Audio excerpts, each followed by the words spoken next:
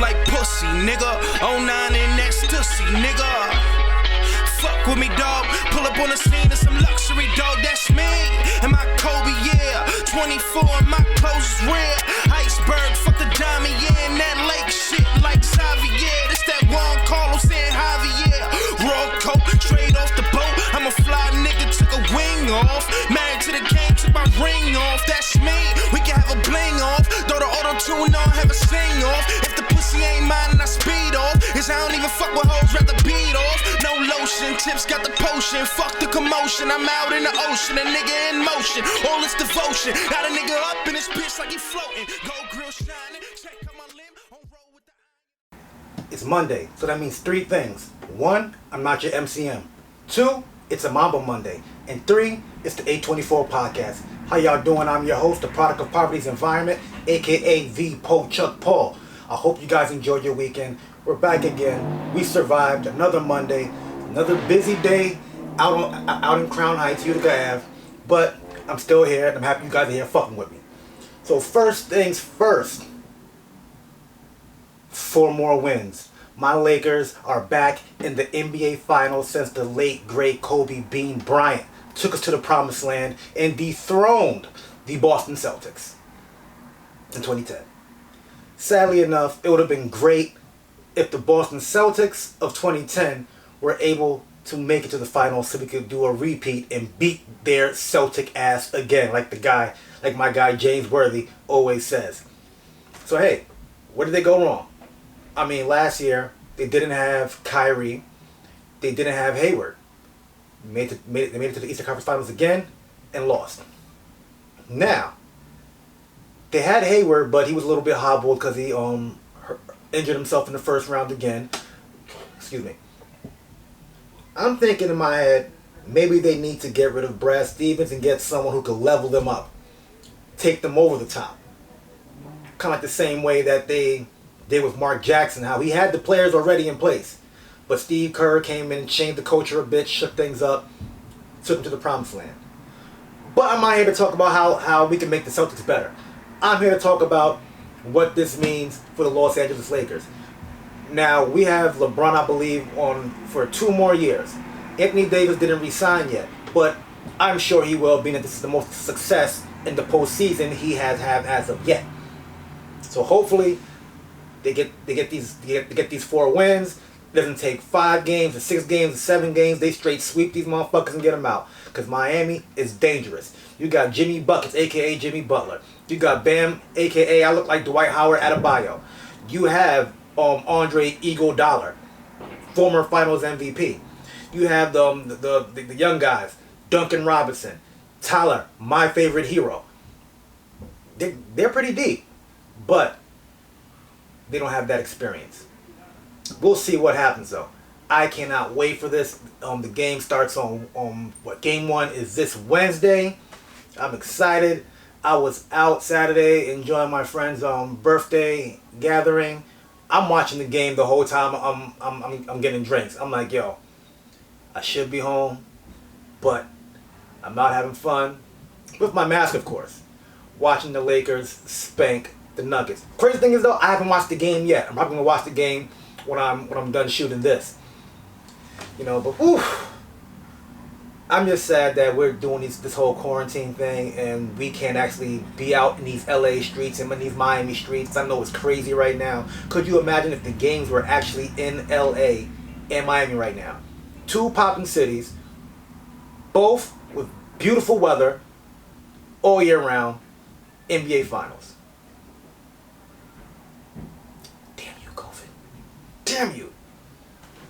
But hopefully, by next week, let's see, the game is on Wednesday, Thursday, Friday. Yeah, hopefully by next week, the Lakers are up 3-0. And of course, yesterday was Sunday, so you know what that means. Power, Book 2, Ghost. Spooky. But yeah, it's a terrible dad joke, by the way. But Tariq is just like his motherfucking daddy. From the women, from him always walking and running somewhere, to the way he's conducting business now. I like where it's going. I like where it's going. He pretty much turned the frat house into his Truth nightclub, where he's there partying. He has his customers come in and out, stuff like that. Created an app, and he's working with Stein's husband. Yeah, so Stein's gay. I think we figured that out earlier on in the series when he had that weird party that he invited invited James to before.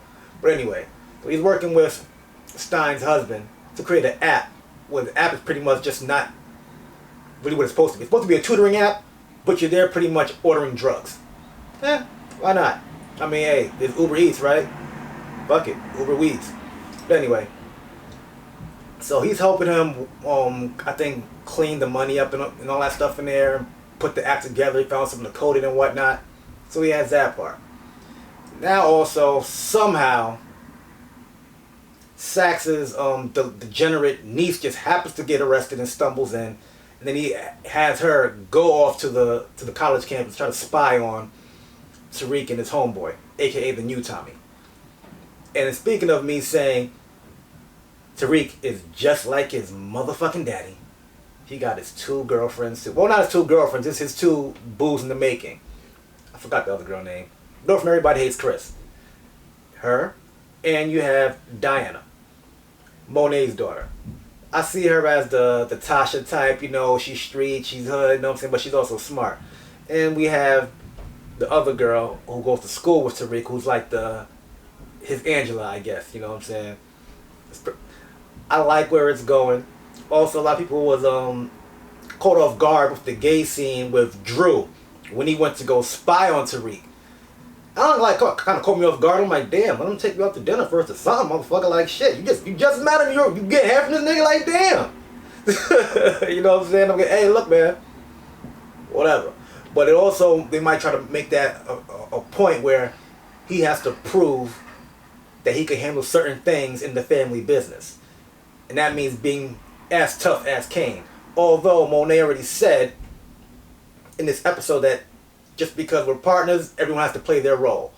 Kane is the enforcer. Drew is pretty much the business guy. Diana, I mean, you know, she's cute. She knows she does a little bit of everything, you know. Of course, Monet, she calls her shots while her man's locked up in the bank. Funny as shit, though. Tasha is in her cell with cornrows doing push-ups. I'm like, oh shit, they got her in there looking like Meek Mill and shit, man. Like, what the fuck is she doing? Who are you beating up, Tasha? Too fucking funny.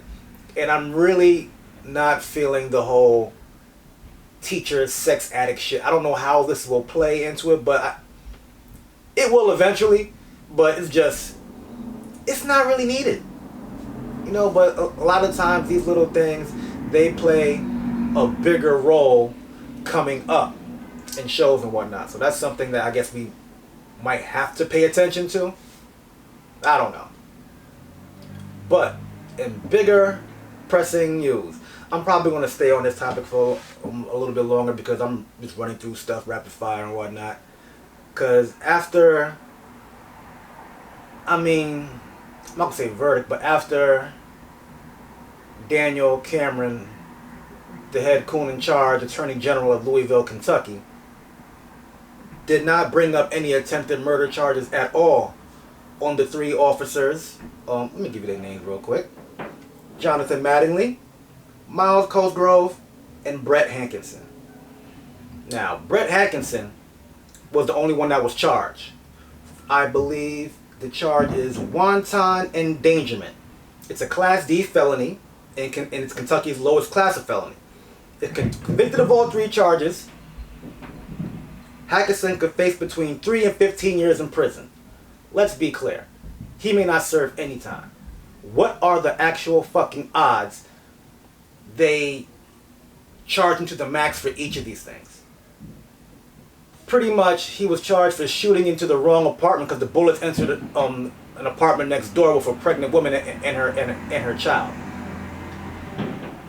But nothing for the murder or the shooting into her apartment. Like, It makes no sense. This is why the whole term Black Lives Matter was created. Because her life didn't matter. But the wall in the next apartment, yeah. That matters, right? The settlement, $12 million. I mean, you don't settle unless you're wrong, unless you really just don't want it to go away. And unless you really want it to go away. And if you are 100% in the right, you wouldn't do that. They paid that. And it just bugs me out because you still have people with these wrong narratives. Even like this dumbass Charles Barkley gonna go and say, well, her boyfriend shot first. And that lets you know, like, dude, you don't even know the full story then. He's a law-abiding citizen. No cases pending, no probation, no nothing. He had a right to own that gun. They broke into his house unannounced. They claim they announced themselves, but it's a no-knock warrant. Why would you announce yourself? You see what I'm saying? And the witnesses in the building say they didn't hear anyone say, hey, it's the police. Daniel Kuhn Cameron said one person said that they heard the officers announce themselves. So you just ignore the other 10 plus people, but you're going to go off this one person. And then you have the nerve to stand up there and say, oh, and I'm a black man. That's very questionable. Just because you're our skinfolk does not mean you're our kinfolk. Straight like that. It's a damn shame. You know? And once again, I'm only going to say it. Stop saying black men don't protect black women. Because Breonna Taylor's black man tried to protect her. He shot first when they broke into their apartment. You know? These devils are getting out of hand. 2 officers were shot in Louisville, Kentucky in the wake after the announcement. Now look, I'm more Malcolm than Martin.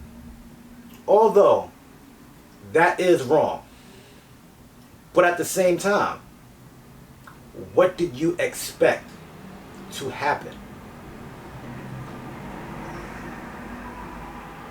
If police officers keep getting away with murder and the mistreatment of the people, that if officers continue to mistreat the people that pay them, that's what I meant to say. Sorry, I got tongue tied. There's going to be a lot of street justice going on. You got to understand that. These rogue officers are making it harder for guys who just want to clock in and clock out. Because it is a regular job. It's a dangerous one. But there are guys who just want to clock in, clock out, go home to their kids. But you got these dudes who want to play judge, jury, and executioner. Or are too scared or get nervous or flustered when faced with confrontation. They panic. They pull a trigger. And then play innocent. There's going to be a time. Like, hey, R.I.P. Christopher Dorner. Hope I pronounced his name correctly. He reported his LAPD partner for using excessive force on somebody who was in handcuffs. Punched him kicked him in the stomach, punched him in the face, something like that. He ended up getting fired. And then he went out for his own street justice against these rogue officers that were in his department.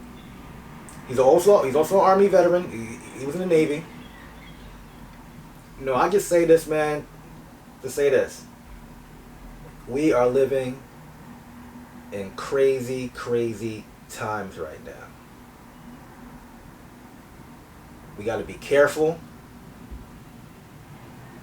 Protect each other. Even if it's telling each other, like, look, we shouldn't go here or XYZ because It's dangerous. We have to look out for each other in every single way possible. Because it's a deadly game out here where the laws are made to not protect us, but to keep us down. They're not made for us.